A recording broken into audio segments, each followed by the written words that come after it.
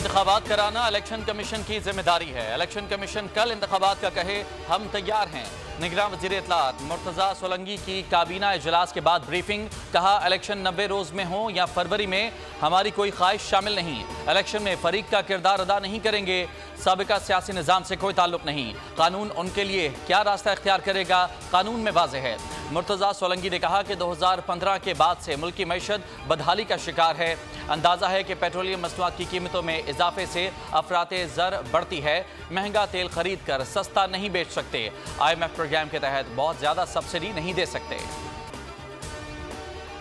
रियासत अक़लियतों को नुकसान पहुँचाने वाले अनासर के साथ नहीं, मुल्क में बसने वाली कौमियतों का तहफ़्फ़ुज़ करना होगा। निगरान वज़ीर आज़म अनवारुल हक काकड़ का वफाकी काबीना के पहले इजलास से खिताब, कहा 9 मई के वाक़यात से मायूसी हुई। क़दामत पसंद रुझानात की हौसला शिकनी करना होगी। वफाकी काबीना को मुल्क को दरपेश मसाइल का इदराक है। माशी मसाइल के हल के लिए बेहतरीन इक़दामात करेंगे। IT सेक्टर को फ़रोग़ देंगे। हमें अल्फाज से नहीं, अमल से ख़ुद को मनवाना है। मुकर्ररा वक्त में पाकिस्तान की तरक्की की बुनियाद रखने की कोशिश करेंगे। यकीनी बनाया जाएगा कि कानून की हुक्मरानी पर कोई समझौता ना हो। मेरे साथ तजुर्बाकार टीम है। यकीन है अल्लाह ताला हमें सुरखरू करेंगे। मुल्की और गैर मुल्की सतह पर किए गए वादों को पूरा किया जाएगा।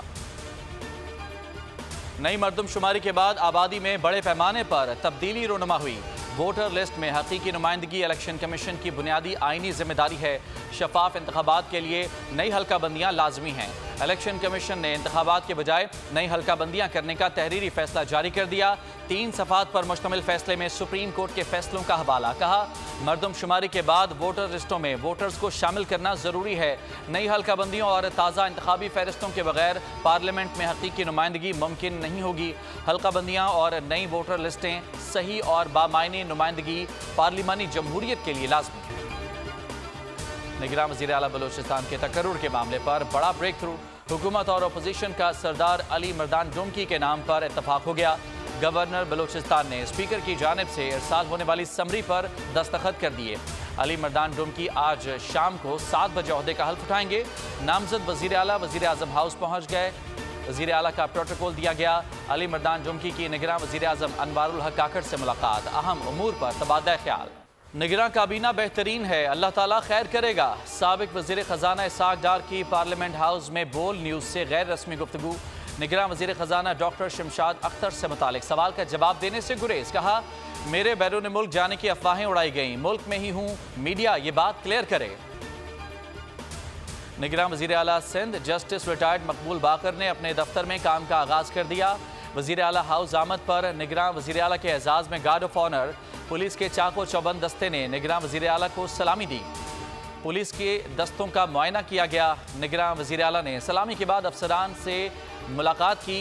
सेक्रेटरी सुहेल राजपूत ने निगरान वज़ीर आला का अफसरान से तारुफ भी कराया। जड़ामाला में जलाओ घिराव के वाक़यात में 19 चर्च जलाए गए। 86 मकानों में तोड़ फोड़ और आग लगाई गई। नुकसानात की इब्तदाई रिपोर्ट तैयार कर ली गई। रिपोर्ट के मुताबिक क्रिश्चियन कॉलोनी में 2 चर्च और 29 मकानात में तोड़ फोड़ और जलाया गया। ईसा नगरी में 3 चर्च जलाए, 40 मकानात को नुकसान पहुंचाया गया। चक 240 में 2 चर्च और 12 मकानात, चक 238 में 2 चर्च और 5 मकानात, चक 126 में 4 चर्चेज और दीगर मकानात निशाना बने। मोहल्ला फारूक पार्क और महरमवाला में 2-2, मोहल्ला कैंप और टेलीफोन एक्सचेंज के करीब 1 चर्च को जलाया गया। MQM पाकिस्तान के रहनुमा कंवर नवीद जमील कराची में डिफेंस फेज़ 1 के कब्रिस्तान में सुपुर्द खाक।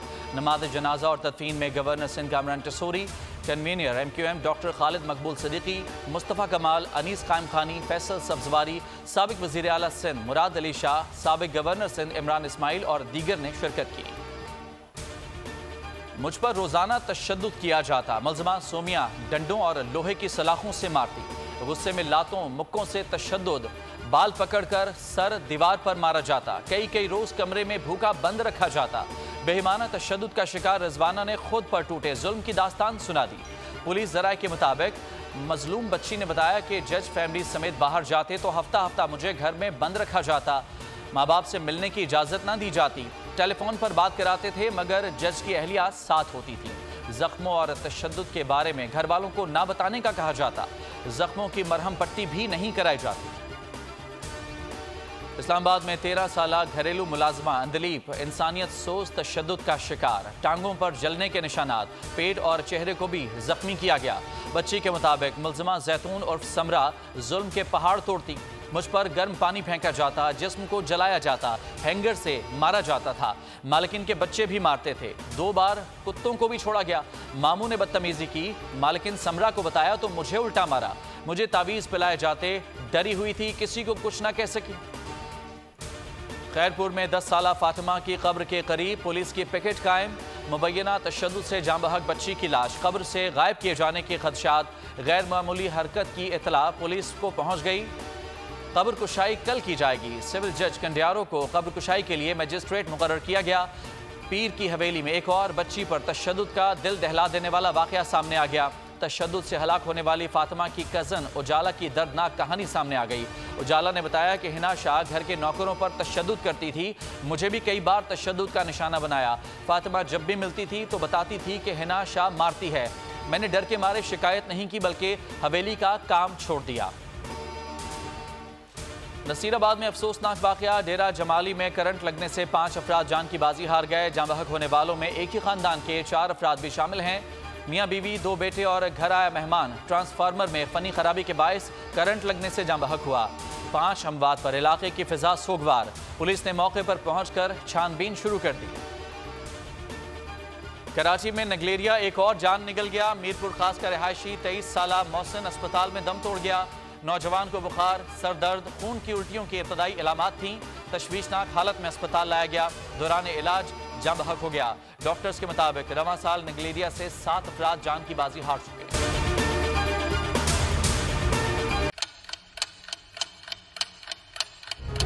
आप लोग इस मुल्क पाकिस्तान में आजाद हैं। सहाफती उसूलों पर कारबंद। बोल न्यूज ने रखी रिवायत बरकरार। बोल न्यूज की जानिब से देखने वालों को यौम आजादी की बेहद मुबारकबाद। मुल्क भर से जश्न आजादी की तकरीबात बोल ने दिखाई अपनी स्क्रीन पर। पाकिस्तान के 76वें यौम आजादी का जश्न बोल ने सुनाई पाकिस्तान जिंदाबाद के नारों की गूंज।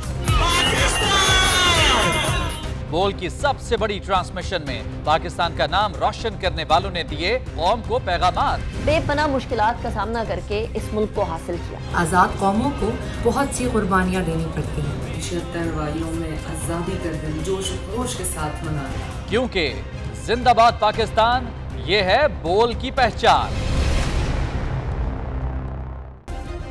सब्सक्राइब करें और बेल दबाएं ताकि कोई खबर रह न जाए।